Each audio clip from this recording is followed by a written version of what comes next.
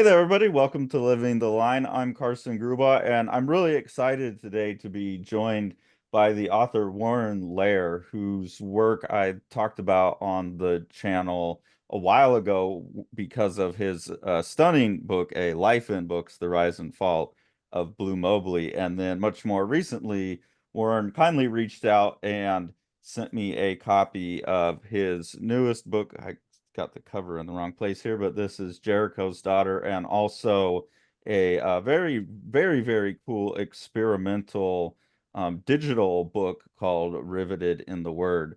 So, Warren, thank you so much for joining us today. I'm really excited to have you here. Well, thanks for having me. I'm excited too to talk with you. Appreciate your interest in the work. Yeah, absolutely. I think your work is a category of work that crosses over with the majority of what we talk about on the channel, which is comics. But your work is at that boundary where you're writing stuff that's primarily, I would say, like just text-based literature, but you include so much visual design elements that it starts to create a gray area between a typical novel and the way that I think comic artists tend to think about things, which is this combination of visuals and words and page layout and design and things like that. So I'm really excited to dig into that as a topic with you, and that format as something that you're kind of a rare a rare person who works in that. So to get started, I would just like to know some of your background. What's your background and how did you get to this view of what literature and like books, the physical nature of books and everything could be? Well, let's see. It depends how far I want to go back. I mean, when I was really young, I was considered a little bit of a prodigy in as a picture maker, but a slow reader. Okay. And what was really going on, I had comprehension in terms of reading, but I was really slow. Part of what I was doing was acting out every word of a text, whether it Mm. was a history textbook or a newspaper article. For me, I heard the voices of the narrative of the written text. And I also saw color and heard sounds. I've since come to know that that's called synesthesia. And I think Mhm. we all have that as children, where these senses are very fluid. And then through education, we're taught at certain ages to stop having that mixture of things and everything Yeah. gets separated, writing and picture making and science and art. And eventually I became a fine art, a painting and drawing printmaking major in undergraduate. But I Okay. was writing on the side, short stories, poetry, and reviews about music, mostly for the college newspaper. And at a certain point, words and letter forms started to migrate into my picture making. And my picture making, too, was rarely about making single images. I was making scrolls, so I was interested in time-based imaging and kind of abstract storytelling through time. Um, and one time I brought in a stack of drawings to a painting teacher of mine that combined abstract marks and shading and letter forms and made up words. And he looked through this stack of drawings and he shook his head and he wagged his finger in my face and said, Warren, you're barking up the wrong tree with this. Uh-oh. Because words and images are two different languages. They operate in two different hemispheres of the brain. Keep them separate. Don't mix them. So I left his office feeling like I've been given a mission in life, and I've been combining words or making and images and making images of words ever since. And Well, you have thoroughly proved that person wrong. And I think that's where, like, obviously the crossover with anyone who's into comics is like it's very obvious to us, and that's part of what we love about it is that those things do go together really well, and there's a whole lot of extra juice that you can squeeze out of them when they're combined that you can't get when they're individual. So yeah, he was at the bottom of a burnt down tree, it sounds like and to it me. was, it was the 70s, and things have changed since then, but still it can be a battle with conventions and genre and all of that. I remember in your review of A Life in Books for the Living the Line Hmm. video view that you made of it, you said, I think of this as a graphic novel. And I do too, except I don't use the term because that term is really taken. Yeah. But so I called it an illuminated novel. Yeah. I think that, like, I think more people need to not claim that from the comics space, because obviously, like, that was the way that the comics space asserted itself into a more serious undertaking. But I do think more people like you or someone like Mark Danielowski, the very few authors I know, I mean, like, I have like one shelf that's reserved for those kind of books. And to me, they are graphic novels because, like, if we take Scott McCloud's definition, it's like just images and words in deliberate sequence to convey information. It seems very obviously that magazine design and stuff falls into that as its own medium, separate from just image making or separate from just writing. And it takes someone like you who is competent in multiple areas to pull off a book like this. Like you design all of these, correct?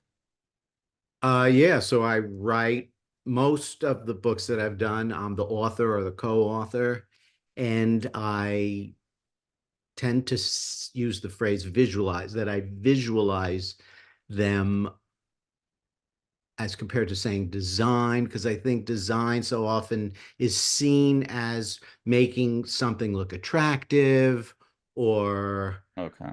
hip or jazzy or neutrally just transparent text for you to read.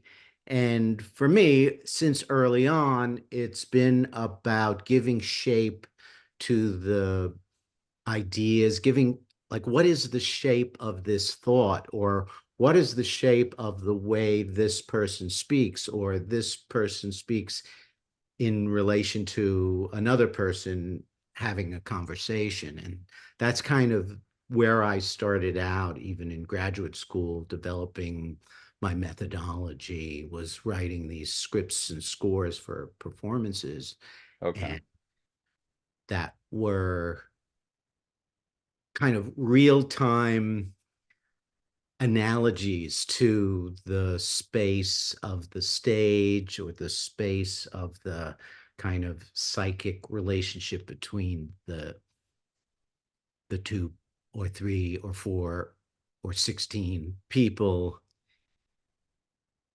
and how typography particularly can be used to help sort of diagram that. Can you explain that a little bit more? I'll show a page on screen real quick where you play, like here you have.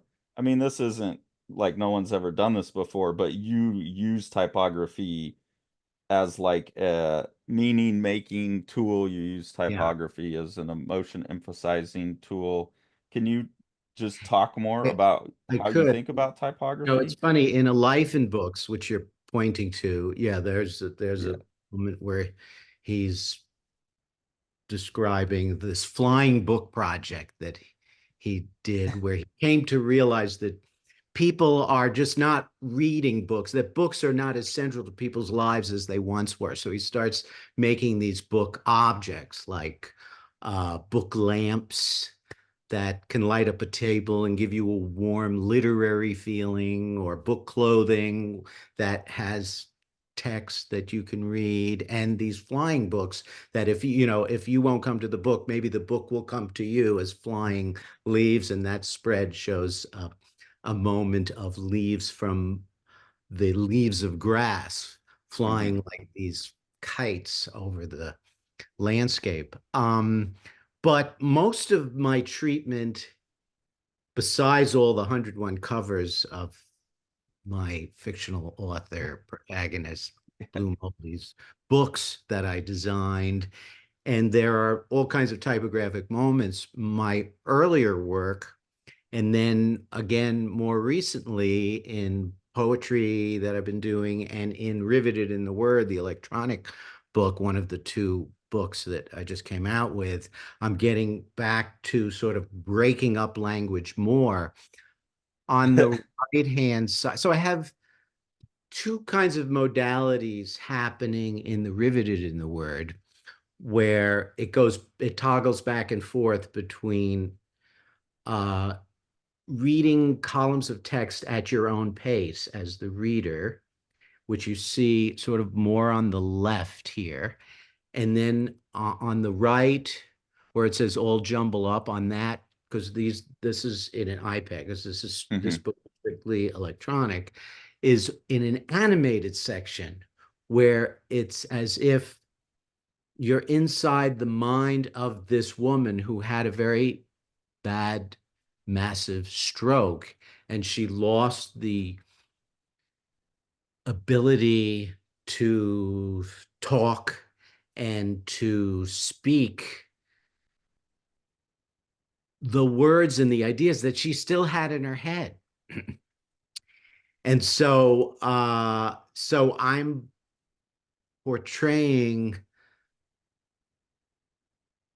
for instance, the gap between her thoughts and her grasping for words, and eventually through time she's able to regain a lot of language, although it comes out sometimes fragmented, or the wrong word is used. She's still really able to communicate, and that whole piece is written as an interior narrative. So she's really talking to herself, and we're witnessing it. And and the thing that impresses me in all three of the pieces by you that I've read is you're always like leaning hard into some really cool kind of formal concern that justifies the material nature of the story. But unlike a lot of the authors that I think of as formalist writers, the stories are very obviously always driven from a character standpoint first and foremost, and then those formal tricks back that up. And the cool thing that people would have to go get Riveted, and I'll post a link to where you can get it. It's just $5 on the Apple Store. Is that because you allow the reader to have their own pace in certain parts, and then the app kind of takes over and forces a pace. Some of the words blur out, they're moving. You're really able to recreate an experience of a mental condition rather than just a description of it, which is a really fascinating thing to do with just text and like some very simple effects applied to text. Well, thanks. Yeah, I mean, for me, it's always been about letting the text, which in most cases I've written, but in some cases I'm collaborating with other writers, uh, give lead me to the form that it takes on the page, or through the book, or through animation, or through this electronic book, to help create an experience for the reader that helps them have perhaps even deeper empathy for the experience of the characters. There also seems to be a concern. I mean, it's a concern I have, and I think anyone who's working in your modality must have it, but I'd like to hear your thoughts about like the justification of physical books, and Mm. that there does seem to be more of a pressure on a physical book, like with Jerusalem's Daughter. Like the physical form of the book carries some of the content because you chose a particular type of binding that has a historical meaning to it. Can you talk about that idea of the physical nature of the object versus, say, something like Stephen King, where I could just go download and read a digital copy of his book and wouldn't really be suffering much content loss because the form changed? And I think most writers don't write books. They Yeah, write texts. yeah. And those texts might be novels, they might be poetry, they might be historical works of nonfiction. But for those of us who think of the book as an art medium, uh, we think of those physical properties of turning the page and the pacing and the dimension, the physicality, the texture and weight and opacity of the paper itself. And with Jericho's Daughter, her book is written in two parts. Hmm. This is about Rahab, this Canaanite uh, harlot prostitute who we read about in both the Old and the New Testaments. And so this is my retelling of a biblical tale. Uh, and it's in two parts. It starts out where it lives in a mud hut inside the wall of Jericho. And then, as it's told in the book of Joshua, as the Israelites are exiting out of, they've already left Egypt, the with the help of Yahweh. There've been these plagues on the enemies of the Jews who have been enslaved for hundreds and hundreds of years, and they're making their way to the promised land, and they're outside of now of Jericho, and they send and uh, Joshua sends in these two soldiers, Israelite soldiers, to check out the military readiness of the walled in city. And for some reason, they end up at this harlot's house. Uh, To stay the the night with the Bible doesn't prostitute. say why they end up there.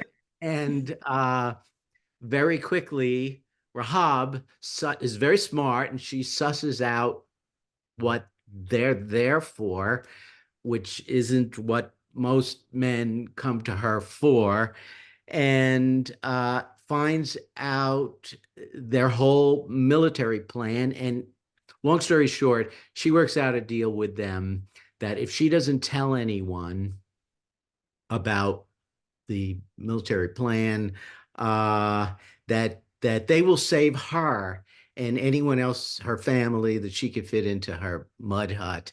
And uh, and that's what happens. That that, as we know, as we read in the Bible, the Jericho is completely destroyed except for Rahab's one hut, and then she is, the way it's told in the Bible is that she comes to really believe in Yahweh, this all-powerful singular God, and has like an instant conversion and goes with the Jews and becomes a Jew, and then lives out the rest of her life as an Israelite in the promised land. And that is how my retelling is broken into two parts. So in the first part, is there she is in Jericho. Yeah, and you could see some of the typography there mixed in with the images by Sharon Horvath, an incredible painter who I asked to make images for this. And then in the second part, which is I've called a catalog of artifacts. Um, And that physically is like on a yeah, flip of fold for yes. people to see. And then, and so this binding, so this is then the next part is her life and her secret excerpts of her secret diaries as a Jew, a mother, and wife, and the foremother of many biblical characters. Uh, so the binding structure is called do-si-do, and it was used originally to bind Old and New Testaments together into one volume. Mm. And so there's that biblical antecedent, but for me, it works for this telling. And I'm thinking also of this journey that she makes in her life, and that, we as a reader kind of go through this journey, and maybe getting to the second half might not be the most intuitive thing, so you have to kind of figure it out to get to it. And it's actually like a Z. So if you look at it from the top, it's like a Z with in the yeah, You there we can people can yeah, kind of yeah. see how this The structure comes book out. is Yeah. sewn into each of the two sides. Yeah. So Yeah, and even having sides is like she literally is switching sides is switching sides. from yeah, the Canaanite side to the or the Jericho side to the Jew side. And you And the have that like yeah. where her cultural identity has to shift in the second story. She's kind of grappling with being, like she's still grew up in this place and has those cultural values, and she has this really clear divide of like before I was an Israelite and after, and you represent that really well with the two sides of the book. And the reason why I felt I wanted to rewrite it the way we get it from the way we get it in the Bible is that according to the Bible, both testaments, she's fine with this conversion. She now believes in Yahweh, and she renounces all her past beliefs. And it just seems not credible to me that she wouldn't be plagued by the fact that her entire city and sort of civilization, at least in Jericho, was destroyed, and she's just fine. She just lives happily ever after as an Israelite mother and wife. And I say no. And as I started to write it, it comes out that she's is torn apart by this, and that she has very mixed feelings, but she's also a survivor. And so we see that, and sort of proto-feminist instincts, where one of the things she's trying to do is she's teaching her daughters how to have more agency than she was able, so that they Yeah. could live lives where they have some power and authority over the kinds of things they want to do. So that's part of the content in there. And one of the things that I think your play with form does to accentuate content is it's not a big book, but we're talking about it in a really rich way. And because you can kind of get synergy out of the forms, the different types of forms, the different modes coming together. I'm sure you're familiar with the term, but for people who aren't in academia and stuff, multimodal just means visual as a mode, written as a mode, those kinds of things. Um, when you work multimodally like this, you can almost get rid of, like, you don't have to say as much with the words because you can say it with other things. Can you talk about like just any strategies, or as someone who works like that, benefits you found of working that way? Anything about the idea of multimodality in general? Uh, there's the multimodality that exists in the book itself because you've got a relationship between the words and the images that are usually not illustrate it's not like the images are illustrating what the words that you just read have said. Yeah. It's more like combined together. The images are giving you information, and the words and dialogue, narration is giving you information, and they're combining together in a multimodal way. But then also, I do animations often to these that go along with these printed books so that you're directed to a URL or through a QR code. You're able to, have the physical book, but then see those words or that poem come alive in a different way through time and kinetic typography and a soundtrack. And so that's another way that the book often lives at the center of a multi-branch project that also can have performance and exhibition.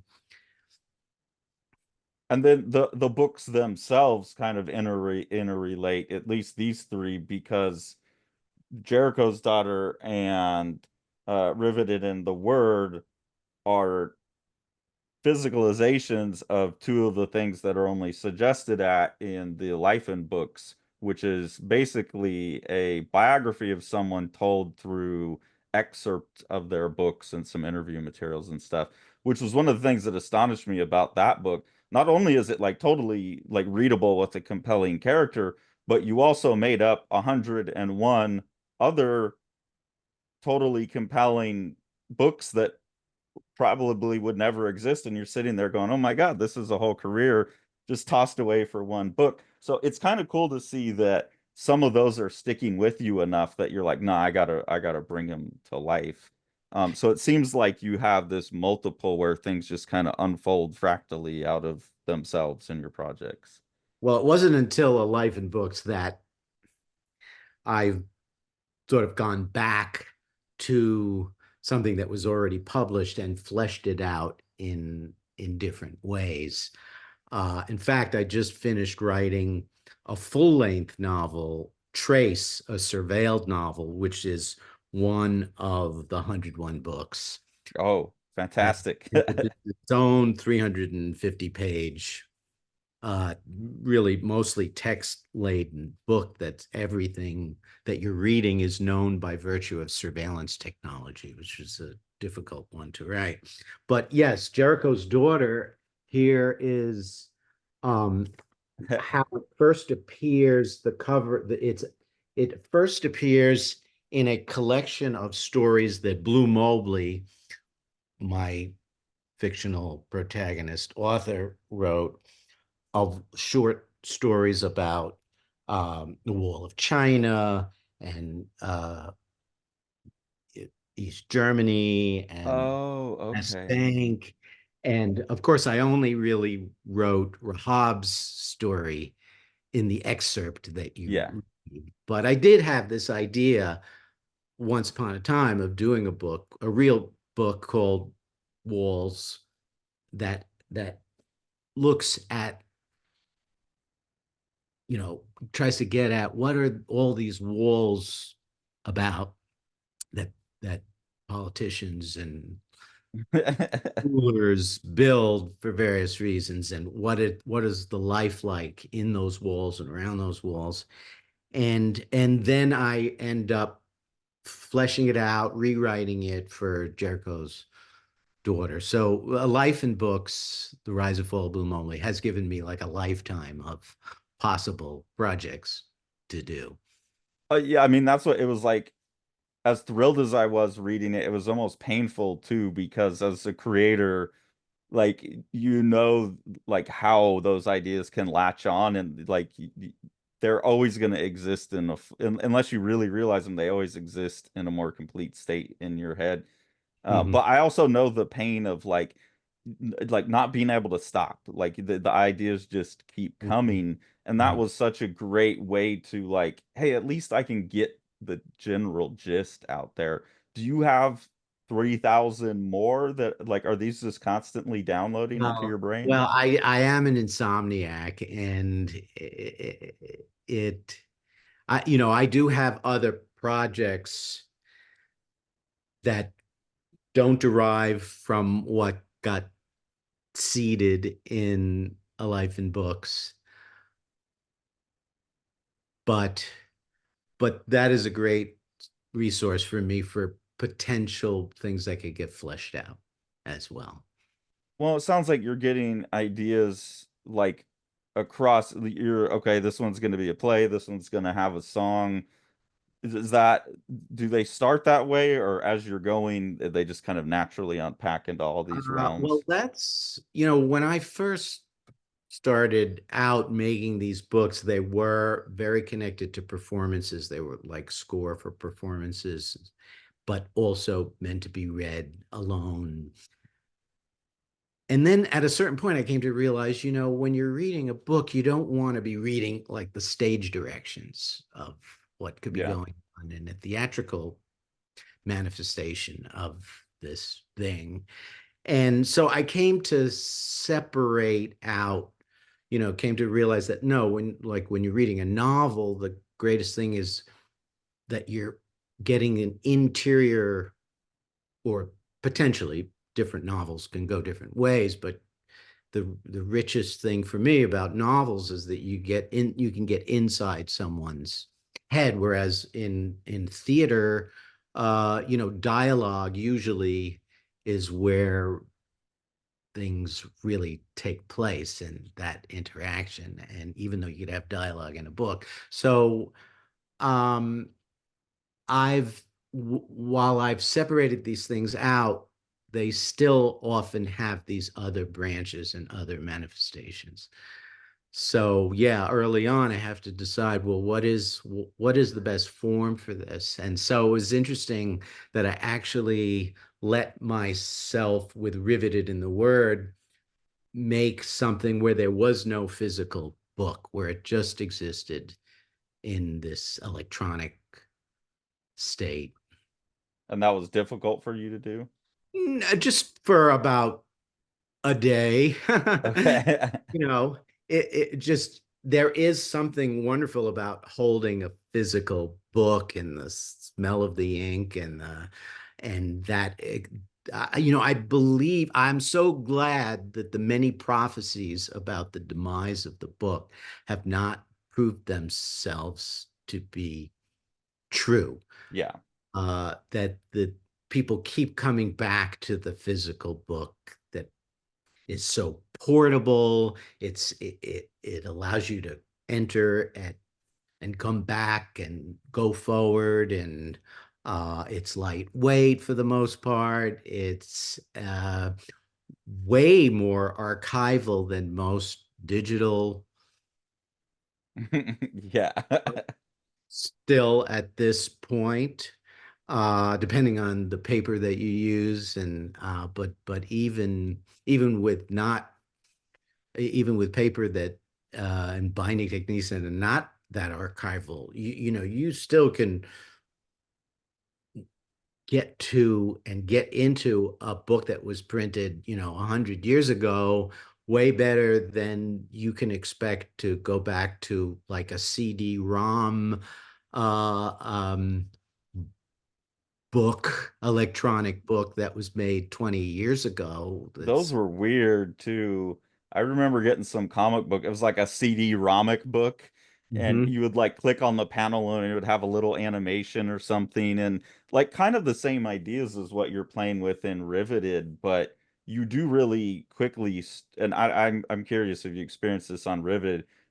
The few attempts I've made in playing with creating comics content or book like educational content, for a digital environment. At first, I thought the multimodal nature of it would be really great. Like I have more options. I can have animation, I can have music, I could have a GIF spinning with a science diagram of a molecule or whatever. But I really quickly realized that what you were talking about with the reader's pace versus forcing them is a real big limitation to those kind of interactions, because you do need some control in an extent where like turning pages and things gives you control in a way that you don't, or even like that the audio needs to be on, and like letting the audience know that ahead of time can disrupt the flow.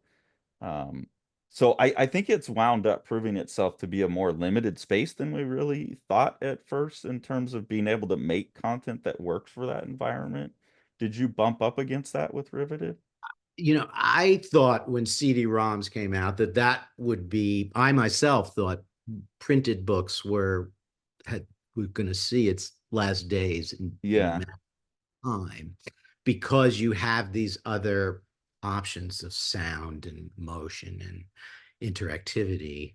But that didn't turn out to be the case. And then when the iPad was came out, which was different than the Kindle, the Kindle read and other readers were really more like crystal goblet approach to the text, yeah, text that see through in the traditional sense and imagine the characters, and doesn't have this kind of more expressionistic approach. yeah. And then the iPad came out in 2010, Hmm. 14 years ago. I thought really it would be a matter of time, just a matter of time before not books would be overprinted, but that more and more writers and publishers would want to make these more multimodal kinds of experiences. And I'm surprised that after this many years, it really hasn't taken off. I think a large, where you see it particularly is in children's, publications for children's that have Yeah, and they usually kind with of gamify it a little bit. big, big budgets. Yeah, Sometimes it's the same company that's making the big feature length animated films. yeah, Dora the Explorer or Yeah. Bluey or something like that. Yeah, And some fantastic stuff, but that's where the investment has gone and the pay and the kids are into it. And then also reference books, uh, like encyclopedic and scientific kinds of books where the video and all of that is really very helpful, and instructional kinds of things, but not so much in the fictional and in the poetic realm. Now, yeah. just Artemio Morales, who is the programmer who I worked with on this, and I uh, just presented this summer at the Electronic Literature Organization annual conference. So that's a thing that's been around for, I think, 20 years. An electronic literature organization, mostly um, populated by people who write poetry and fiction, and Yeah. sort of in their own way been working with AI and computational forms of collaboration with Oh, okay. So they're looking at it from like quite an a algorithm kind of standpoint. some people really have been sort of giving it over to, gee, what kinds of creative things can happen if I give some of these prompts over to algorithms, and but then not just let the computer do it. And of course, your abolition of man was, really ahead of the curve in such a magnificent way Thank you. before everybody was talking about Mid Journey and Yeah, I mean, ChatGPT. And we just got lucky on that. I mean, that came together.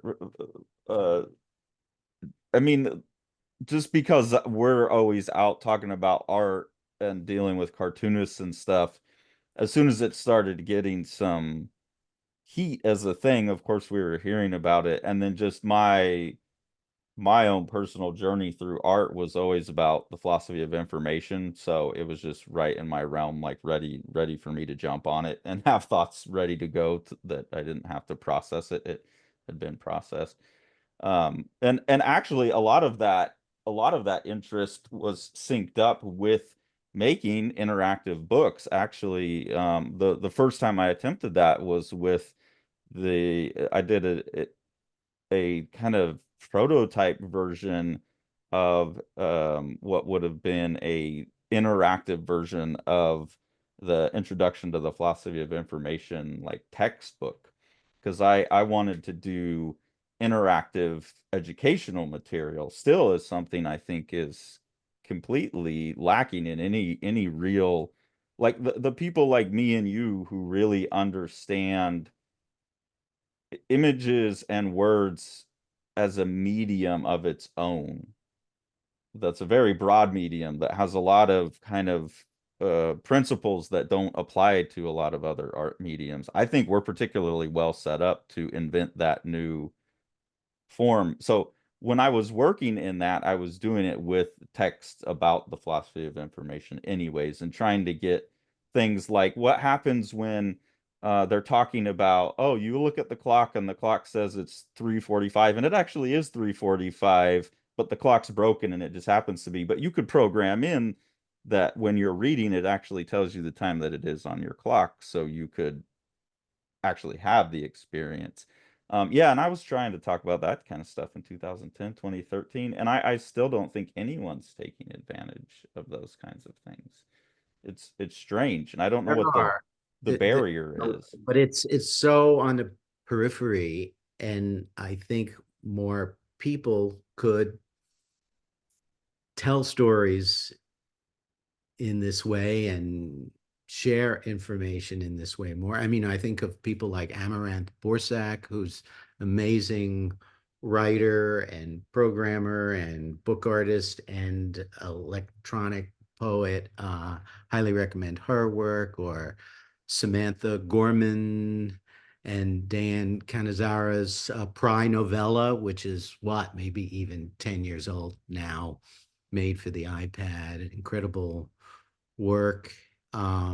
So, there are people out there exploring these things, but it's still, very much on the edges. And, getting back to your question of, so how did I grapple with this question of like pacing and the reader's control versus like my control, or how much of the experience, let's say, of Riveted in the Word was like watching a film, and how much of it is like reading.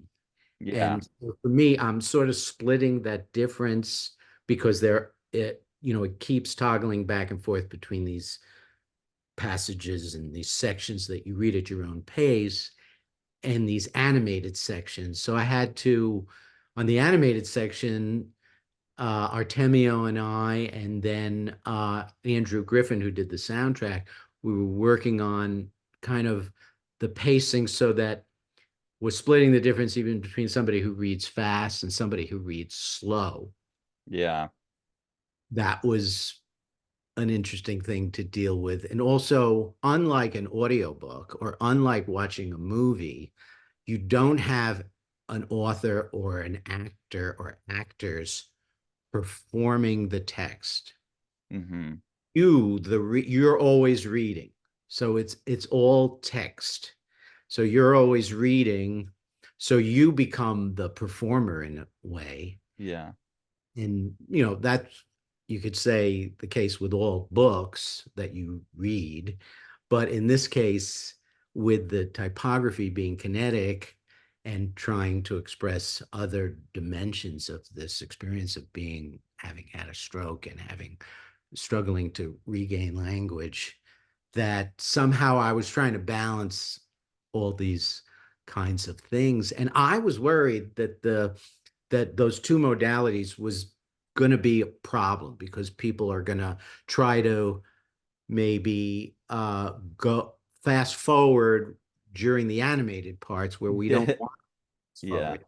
And it's turned out, I mean, first with our beta testers, and then now that it's come out, that doesn't seem to be a problem at all. People seem very adept to the fact that now, okay, now I'm scrolling with my finger and now I've hit the play button, but I can also go down to the scrubber and rewind and see that again, or the phone rings and I pause the whole thing and have my phone conversation and I come back and pick up where I left off. Yeah, that was one of the things I found in my experiments to be the problem that I butted my head against the most in terms of like they're almost design decisions that most designers have never had to think about because the modality that you're switching between is one that hasn't been possible before. You're almost like asking someone to switch between active and passive modes of acting, which is not something you're usually. I'm watching a movie and I'm kind of passively taken in, or I'm reading a book and I'm kind of like a little bit more active. And that has always seemed like a really hard mix to balance. You were able to get away with it because you have built into the story that if you can't keep up with the moments where you don't have control, that kind of adds to the content. And what I came away with my experiments with was thinking, okay, the reason there isn't and probably won't be much of that stuff is most people who are getting into it are going to realize the limited amount of stories you could tell that could use those moments to the benefit of the story, um, rather than just being some like I just don't think people that who wouldn't think about that are going to be getting into that modality anyways of working. Um, Yeah, it's because you don't want to just be dressing up or adding bells and whistles to something that just works as a text. yeah, Uh, but for me, I picked Riveted in the Word to work this way because of the opportunity to convey that pretty much not understood experience, because it's hard, I think, for most people to think, and that the my narrator, Nora Hansen, PhD, who's inspired by a real person, Willie Lee Rose, who I met when she was 71, 20 years after she had this very bad stroke and Broca aphasia, uh, that what she described to me and what you read in this story is that all the memories are there. She wants, people are talking to her like she's an idiot, like she's less than a 1 year old holding up washcloth, comb, yeah. and she can't speak, but she's thinking, I need to finish my manuscript and about the Reconstruction era, post Civil War, Wow. and complicated thoughts. And most people think, well, if you can't say the words, you don't have the thoughts.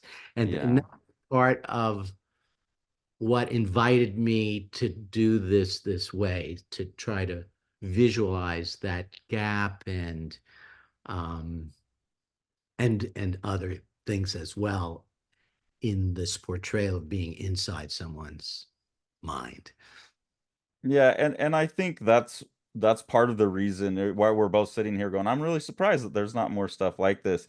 I think part of the reason is that people start realizing if I'm gonna do it, it better like I hate get comics that have GIFs and they just like loop just to loop, Mhm. but it's just for effect or something. It doesn't like it character moves from the front seat to the back seat. You can do that without having an animation, right? So I think maybe that's part of it. But then there's also the technical aspect of you had to collaborate with the programmer and someone that could make the music. I mean, the music maybe wasn't necessary, but that was one of the things I always ran into is like, look, I already got to be an extremely competent artist, an extremely competent designer, an extremely competent writer, and I just don't have the mind to be a programmer. And then I've had a very hard time because programmers can make money very easily. It's hard to find the programmers that are as passionate creatively, and that's what I found is another barrier. So I'm curious to hear anything as someone who's actually pulled one of these off that you have in terms of like how you facilitated these collaborations and were able to actually I realize was a book really like this. lucky because Artemio Morales is very into electronic literature and is a very skilled web designer and creative technologist. And we were introduced to each other to work on a project connected to a magazine that wanted to do a digital its first electronic edition.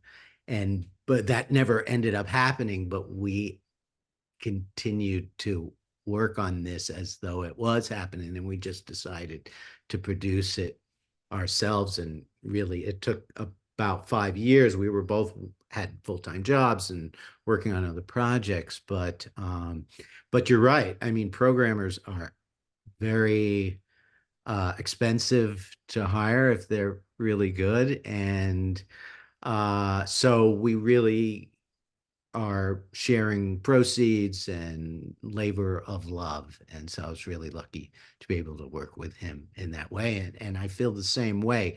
I write, I design, I animate. Even with animation, I work usually where I storyboard everything out, and I work with an animator who works in After Effects or whatever, and it's a close relationship.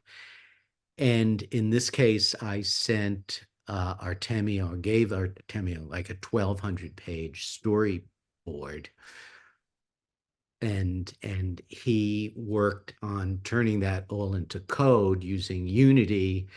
And we went back and forth, sometimes through Zoom, sometimes just sending files. And when it was its best was when we were actually physically next to each other,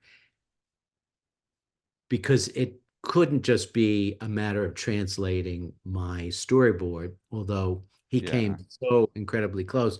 But sometimes just better things happen when we were jamming together and opening things up in different ways and dealing with the timing and Well, with because the you could like rewrite something if you see him creating a certain fade right. effect, you could be like, Yeah. yeah, And that makes a lot of sense. Was like that the take same for the out. music for the Well, thing? music was, so I sent him the text first just as a text so he could see where it was going, but then the arc of the whole thing. But then we sent him chunks at a time of the different sections, and then he would send back musical treatments. He would add it to the video. And uh usually I'm just amazed by what he came up with. He worked with me on the animations for Five Oceans and a Teaspoon, this collaboration I did with the poet journalist Dennis Bernstein. It was his writing, my visualizations in the book form, and then in the animations. Uh, there's also a soundtrack, and Andrew Griffin worked on that and worked really well with abstract ideas and emotional ideas and psychological ideas and literary ideas in ways that were not too literal uh, or obvious. And so, most of the time he just surprised me and did a beautiful job. And then sometimes I felt it wasn't quite right, and we went back and forth. I mean, part of the talking about splitting the difference thing is that like you were saying about this difference between being a sort of passive viewer and an active reader, the music couldn't be too in your face. It has to function to a certain extent like a bed for you to be Yeah. able to read and concentrate on the reading and the visuals.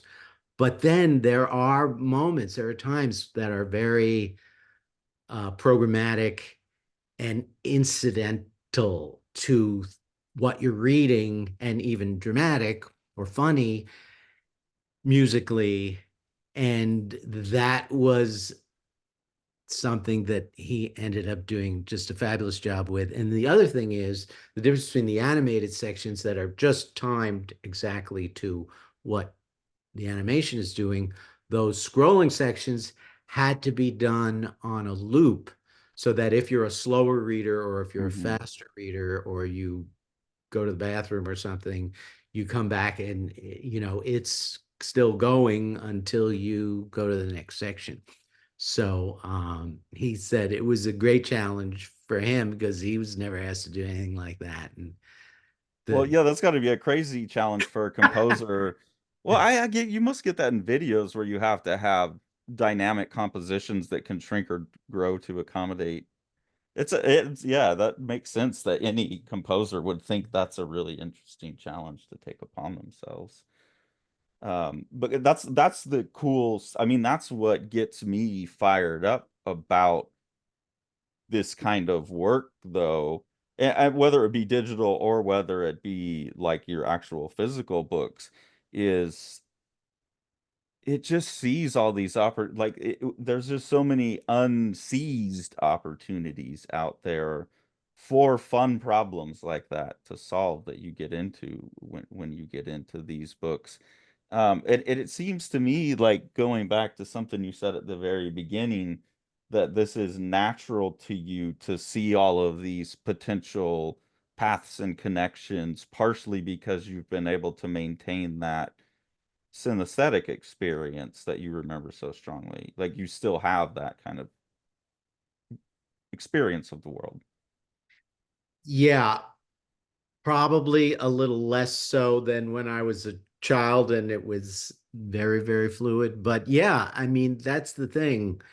You We're just taught early on to separate these things out and compartmentalize and even in gender, we're taught early on how to act, how to be, and or you're this kind of person, you're that kind of person, or and if you've kept these things from being destroyed in terms of their connections, then it's just part of life or and part of my working method. And still, as I continue to work, I'm more and more into paring things down. I don't, my third book was called French Fries, and it's a day in the life of a fast food joint that I co-wrote with Dennis Bernstein. And it's printed in color, and the cover looks like a box of French fries, and each character is a different typeface and color. And at certain points, there's a lot of people talking at the same time, and there's overprinting and and all of that was a true expression of how I experienced the world.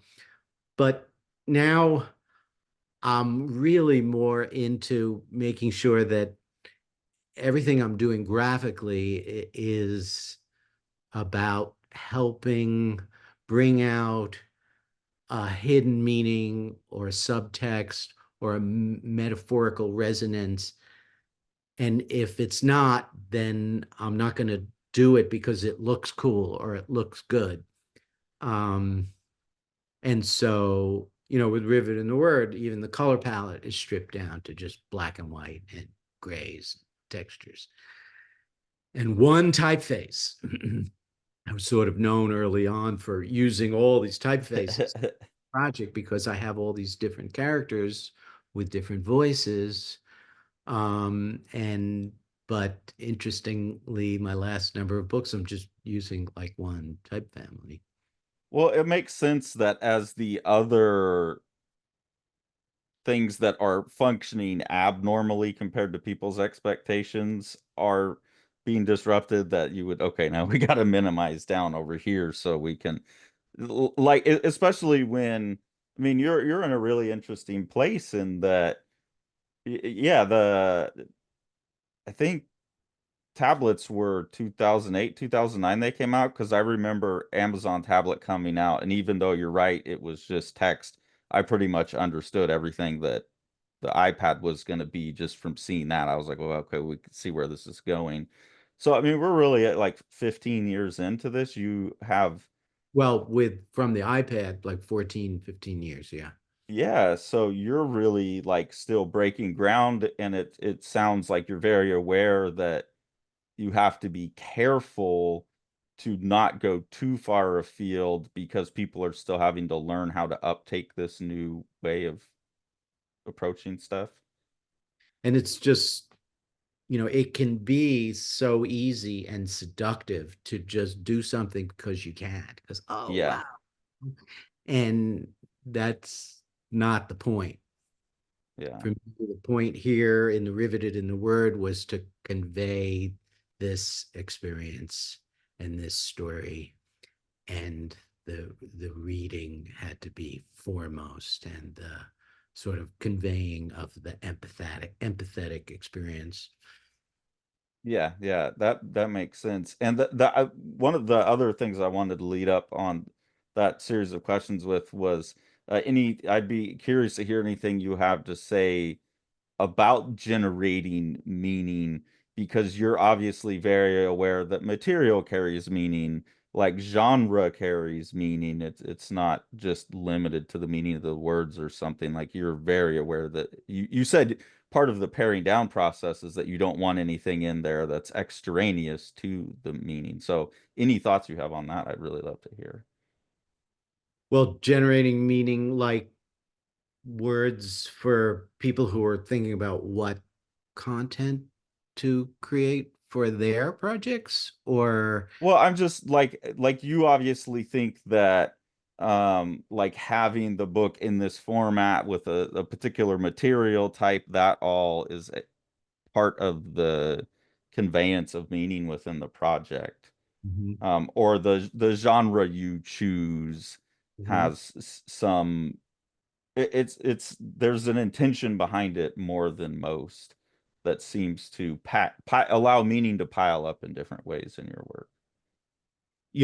I've been working on these five different books over the last couple of years, and I didn't plan on these two coming out at the same time. I just happened to be finished with them at the same time. And also, even though I finished the Jericho's Daughter last summer, then when I was getting it ready for press, then October 7th happened, and this war erupted in Israel, Gaza, and I needed to get this book out Yeah.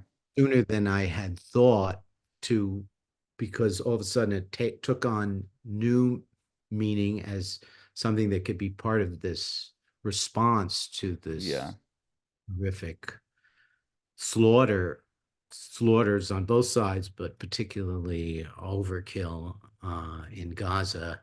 And so, and then Riveted in the Word was getting ready to come out. And then I realized, even though it wasn't planned for them to come out at the same time, they're both based on these short stories.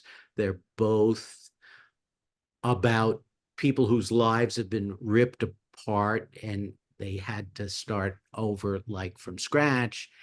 And they both were very visual. They both had bifurcated structures. In the one, in the Riveted in the Word, it reflects the like hemispheres of the brain being more affected on one side than the other with a stroke. And in Rahab's case, it's the two parts of her story. And I liked the idea then of making a point of coming out with these books at the same time, that you technology doesn't have to be one where new technology bumps out older technology, that it could be part of a continuum, Yeah. that the same person or group of people can come out with this very physical book where you can smell the ink, and it's hand bound, and there's a handmade button that ties the whole thing together, and this electronic book that you read on an iPad or on your desktop or in your phone, and these different mediums can offer different possibilities, and that technology is a continuum, not, one thing bumping out the And last. that the human experience underneath all of that kind of stays, like our base concerns are still largely the same.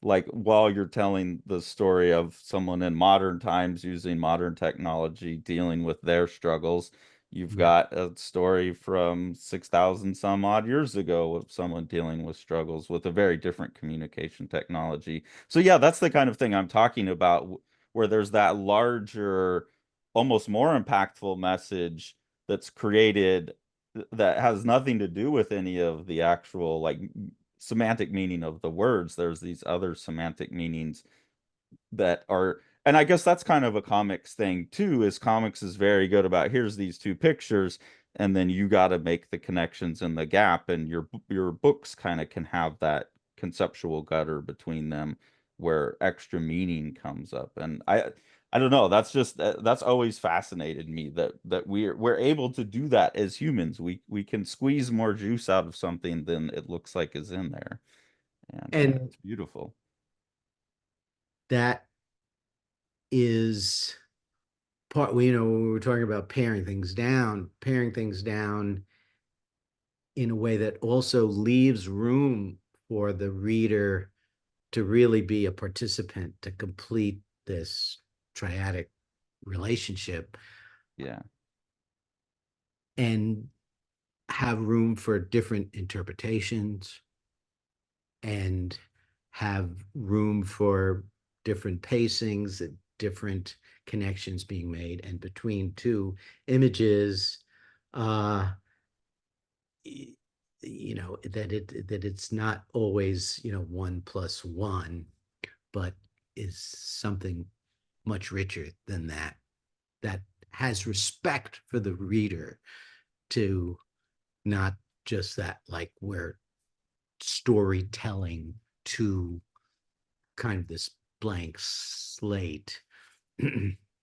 Huh, that's, I actually never thought about that before. The telling aspect of that word has a an idea that you should be skeptical of built into it. You just blew my mind. What would you replace that with then? Story? Do you got a neologism that would go with that? Like story, like to express a more participatory kind of Well, story. I just say an interactive reading experience. Okay, yeah. Uh, and,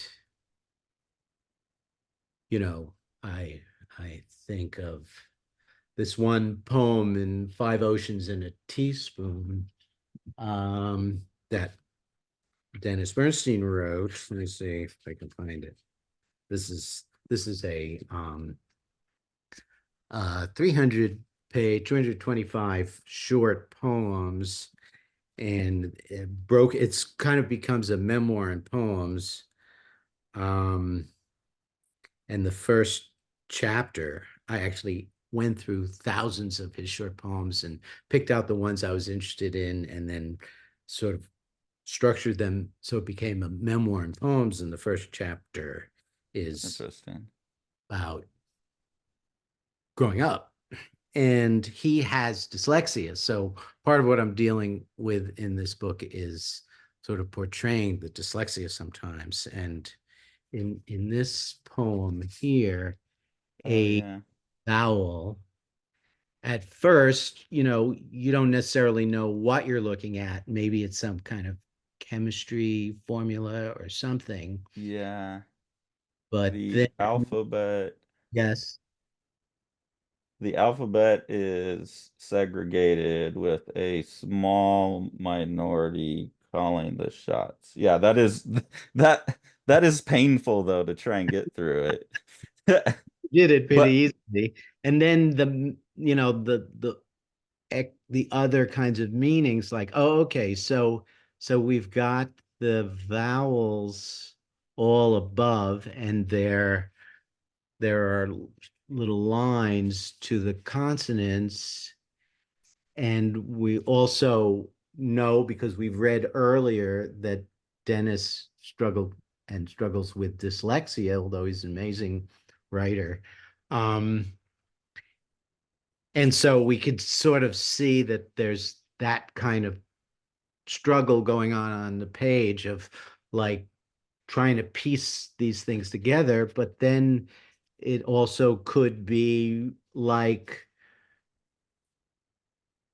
race in America. yeah, I was gonna say there's a like representation of a structural hierarchy and like that the vowels are these particularly special kind of letters. Yeah. Then in the That's animation, I really play up the like rope, the string tugging, and these things getting sort of pulled in, and then maybe it can really be like a sort of strange fruit experience. yeah. Uh, and sometimes it's readers that helped me and Dennis even understand a level of a poem that neither of us even saw before. Yeah, So, that's one of the most interesting things about like proper critical feedback is I love sitting in crits with my students and a student will say, "Well, that one thing over there," and but the whole picture just immediately changes in your vision. And you're like, "Oh yeah, yeah, totally." It's a very strange phenomenon to immediately have something change in front of you without changing at all. But and I it try looks to like you're keep the playing with it. creative process, even just within myself, is about not knowing in the beginning and letting the text just iterating and iterating until stuff happens that is meaningful. And you start discovering things you didn't know. So Is that a lesson you had to learn? I feel like I'm only really learning how to do that in the last 4 or 5 years. I think so. I mean, I was always iterating, but I'm much less prone to think I've got it now. So lateral thinking is something I teach my students as a process. Edward de Bono wrote this book, Lateral Thinking, and that can help lead to this more mysterious way of working where Yeah, you're I not. I used to like not start something unless I knew how it was gonna end. Or like to me, I always felt like you needed to know what you were trying to say. Like I guess partially because I have a degree in philosophy, like that really fucked up my ability to write from a literary standpoint because you kind of got to know where you're trying to go and structure your argument in that kind of writing. And so I always had this idea that you needed to know what point that the book was trying to make. And it's only in the last 5 years or so that I realized, no, the best stuff is where the author is trying to figure out on while they're writing.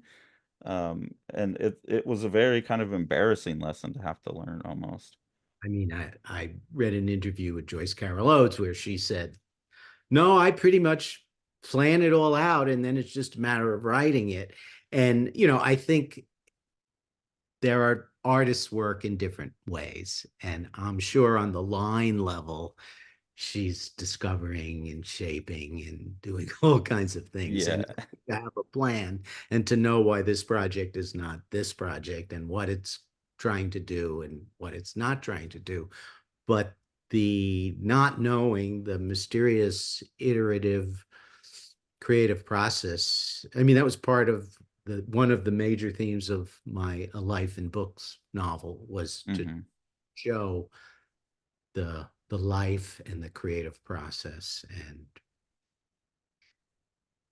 even how something that might happen in your life, you don't necessarily run and do an art project about it. It could show up 20 years later, and the gender could be switched, and it's not necessarily like a direct this happened and therefore I did this, but it's there and it's getting filtered through time and all kinds of stuff.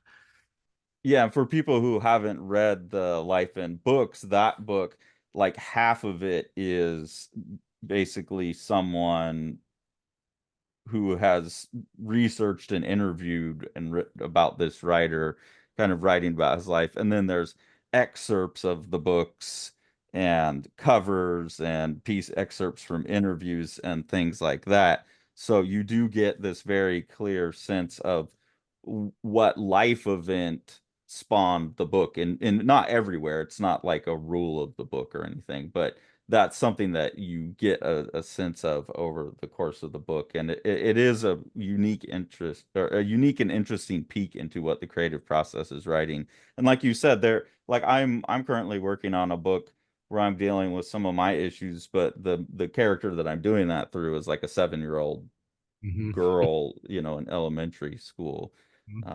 Yeah, but it really lets you process.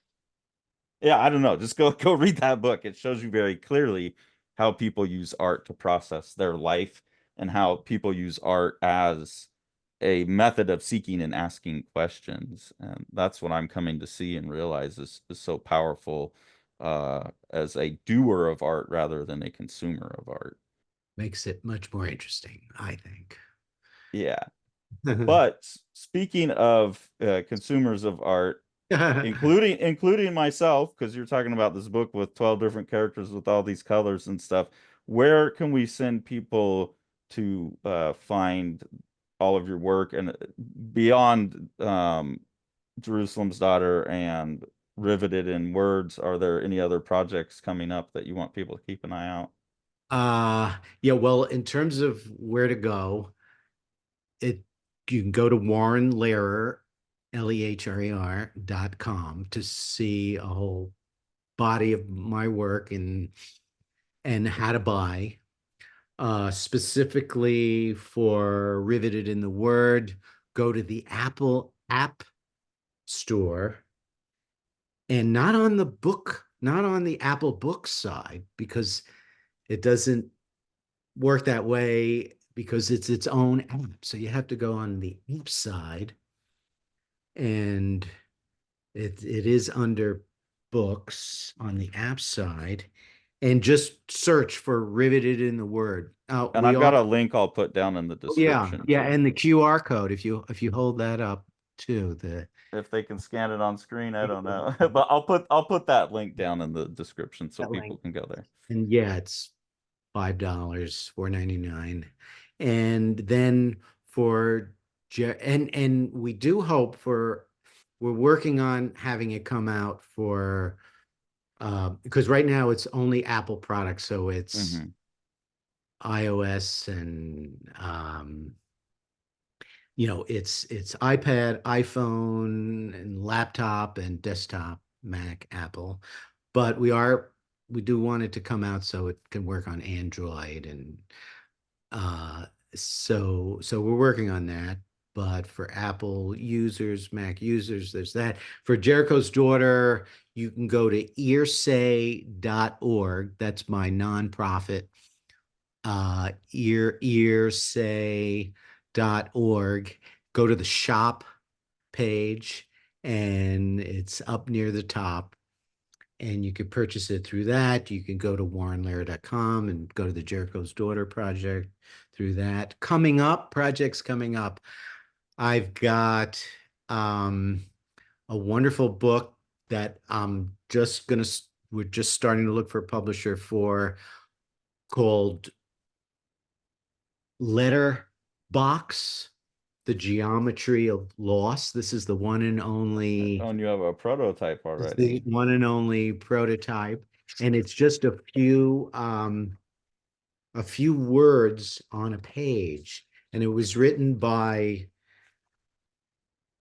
former New York Times reporter Rick Black, and it's about dealing with loss and grief and figuring out a way, even if you're utterly shaken by this loss, to eventually to move on while still retaining, that person somehow in you. And so that's a really interesting project. I'm working on a textbook on sort of the history of visual literature, like from Oh, painting to electronic books, and that's a big project based on these lectures that I've been giving through the years.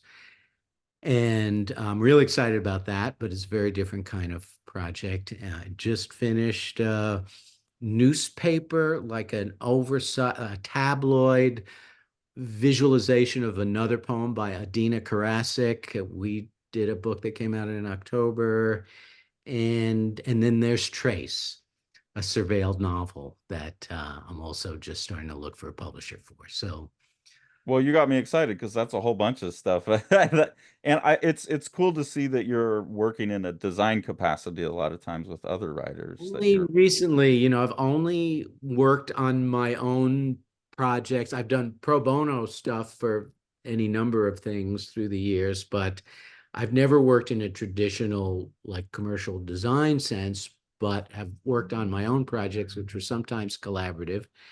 And recently, I've been collaborating with poets whose work I'm very interested in, and who are interested in my doing these visual interpretations. And it allows me to you know work in a different way, where I'm not creating the content, but I'm an equal collaborator, and it can happen more quickly than when you're like starting from scratch with creating the content.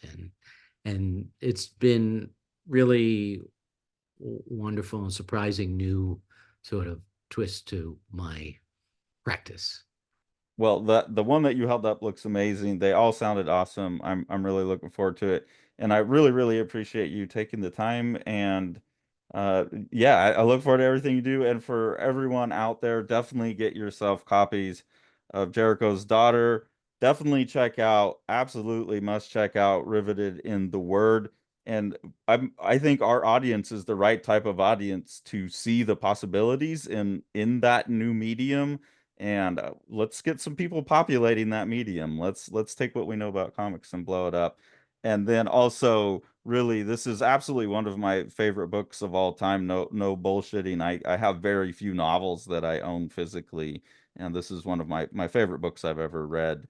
Just absolute piece of genius, graphic novel in a different way than most people are used to thinking about it. A fantastic book, A Life in Books: The Rise and Fall of Blue Mobley. So yeah, thank you so much, Warren. I really appreciate you taking the time to talk, and I appreciate your work. Thank you so much, Carson. This has been a wonderful conversation, and Okay. I really appreciate it. Whole new world, whole new world, whole new world, whole new world.